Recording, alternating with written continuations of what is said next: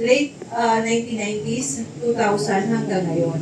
30 years, ganun ang ano. Kaya kung isipin natin, bakit hindi tumataas yung presyo, no? Pwede nga tayong mag-diversify. Mag-alaga ng baboy, mag-alaga ng manok, mangitlogan.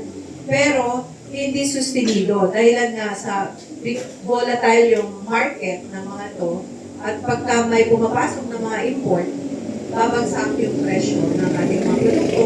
At hindi lang yung mga baboy, pangunahin na yung palay. No? Yun yung naging epekto ng Rice Tarification Act na simula nang ipatupad to noong 2019, halos sumaabot ng 4 million metric tons ang pumapasok na imported na bigas. At pumapasok pa yan, malapit na ang anihan, yun ang dahilan bakit hindi nakakabili ang mga traders o maging elevated, hindi na rin kayang pigilan ng pagbagsak ng presyo ng palay.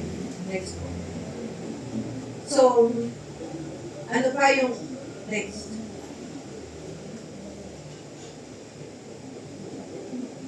Kulang ang suporta sa agrikultura. Sinabi na nga natin kanina na yung dapat 10% no, ng budget, 10% ng GDP ay mapunta sa agrikultura pero nasa 2% lang yung ating nailalagay. Anong mga kakulangan? Pag kulang ang budget, andyan ang hindi natin napapalawak ng mas malawak pa sa ngayon ang irrigation. Ang R&D natin ay napakababa. So, maraming mga magsasaka ang gusto rin na mag-improve ng kanilang mga rice varieties, yung mga ginagamit nilang binhi. Subalit kulang, no? Kulang ang partisipasyon ng mga magsasaka, kulang ang resources para sa participatory R&D. Sa extension naman, ngayon lang, mayroong bagong ang DA na magpapadala ng 10,000 na mga agriculturist or agriculture technician. So, mayroong improvement. Pero sa dami, no? We're talking about 3.5 million rice farmers pa lang yun. Ano yung mga another 2 million na mga coconut farmers. So, kulang na kulang yung ating mga extension workers. So, ano pa yung mga kailangan suporta? So, andyan, pagka tayo ay nag-ani at umuulan, walang mga mechanical dryers. Sa ngayon, karamihan ng mga magsasaka nakadepende lang sa mahabang highway, no, para magbilad ng kanilang mga palay.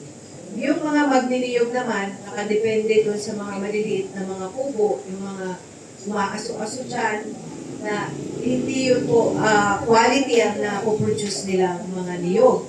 So, kulang yung ating mga facilities, drying facilities, kulang yung mga trucks na pwedeng magdala ng mga produkto ng ating mga magsasaka sa mga buying stations, kulang ang warehouse, maraming kakulangan sa infra and post-harvest support.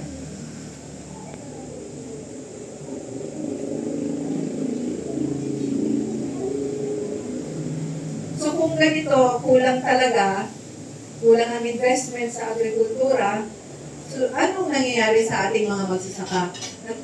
Sila ay,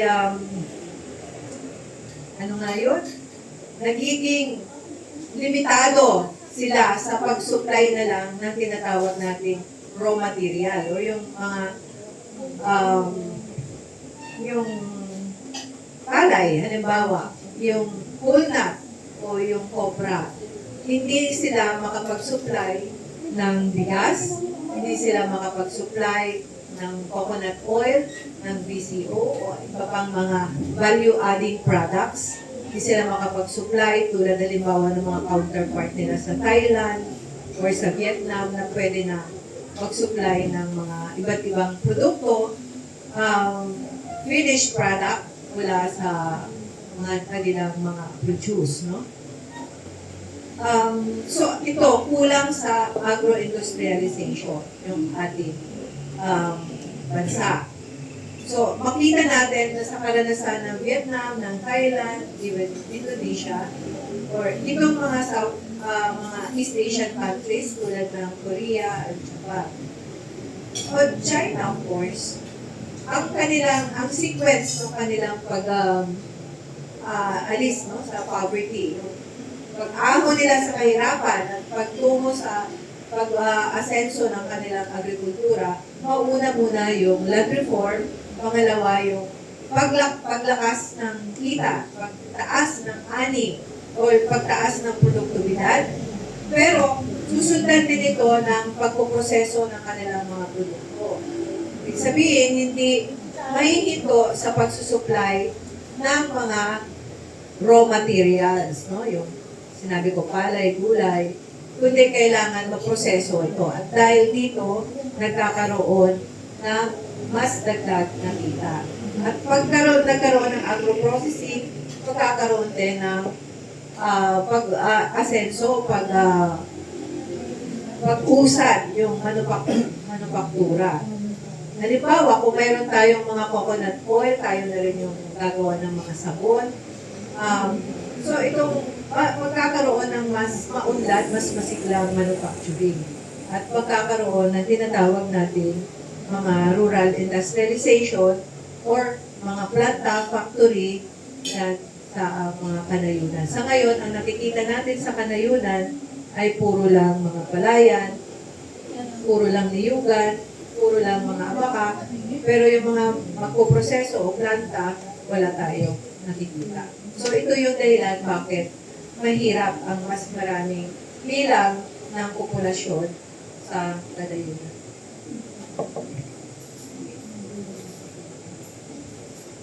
So, ano ba yung mga pwede natin i-export kung sakaling?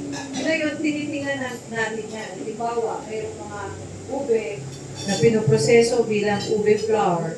Mayroon ding dito sa project natin sa Regency, tinitingnan natin na pwedeng iproseso yung mga luya sa, ano nga ba yun?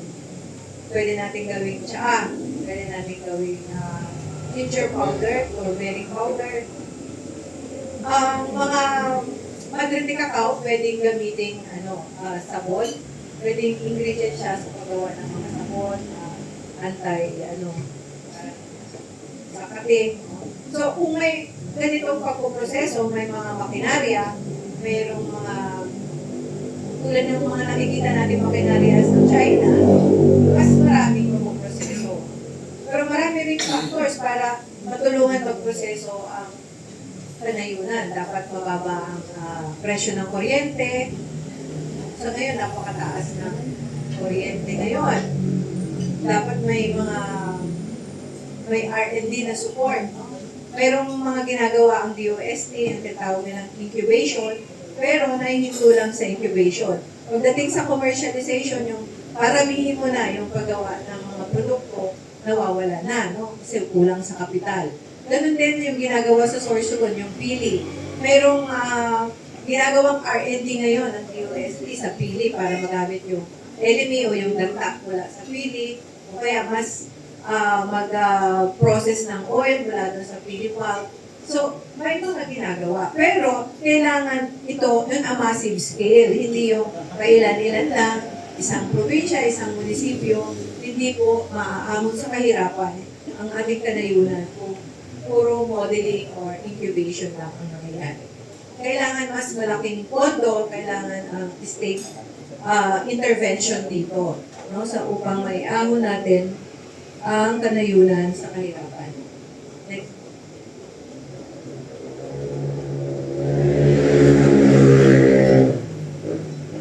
Okay, so, next. Ang isang nakita rin ay mahina yung mga organisasyon natin at mga kooperatiba. Ito, kumpara ito sa mga ibang bansa, no, na naging saligan nila sa pag-unlad ng agrikultura, yung pag-consolidate ng kanilang mga farms. Kasi sabi nga natin kanina, maliit at fragmented yung ating mga farms, kanya-kanya tayo na pagsasaka, pero pagdating ng pagbebenta, kanya-kanya din, pagdating ng pagbilat, kanya-kanya din, napakapaliitan ng mga produksyon at pagbebenta at pag-store, wala rin kinikita. So, nangangailangan tayo ng stronger cooperative. No? Kasi yung mga cooperative pwedeng magdala in bulk ng inyong mga kailangan sa sakahan, yung mga fertilizer. Ito rin ang pwedeng magbenta in bulk, yung maramihan, upang mas makapag-bargain tayo ng magandang presyo, maiwasan yung pagsasamantala ng mga traders, at makuha yung tamang presyo.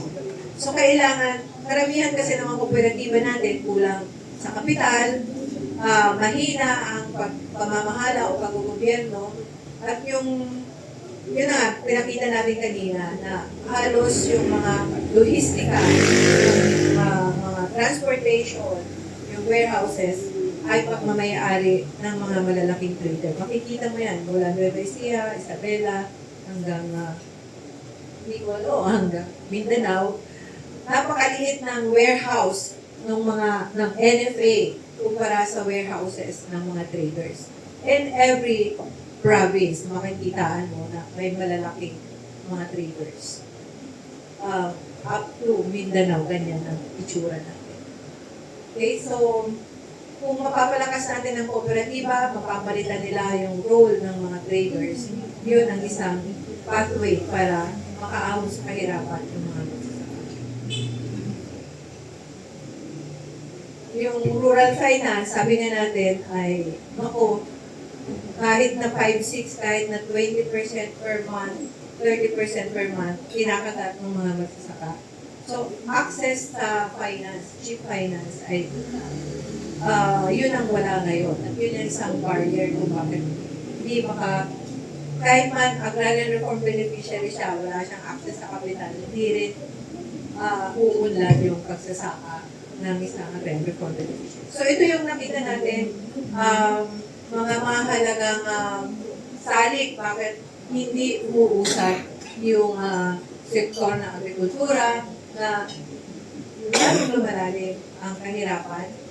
At sabi nga natin kanina, hindi makalagpas doon sa pagkalugi. Kung ito man ay tamaan ng mababang presyo, tamaan ng bagyong, wala na, hindi na makakaabot yung ating mga masama. So, yun po, yung way forward, mamaya tatalakayin na, or mga solusyon, tatalakayin pa mga speakers, pero tawagin ko ngayon si Kaet para siguro mai-share niya mai-share mo Kaet yung laban sa liyugan at ano ang hinaharap nitong Coco Levy.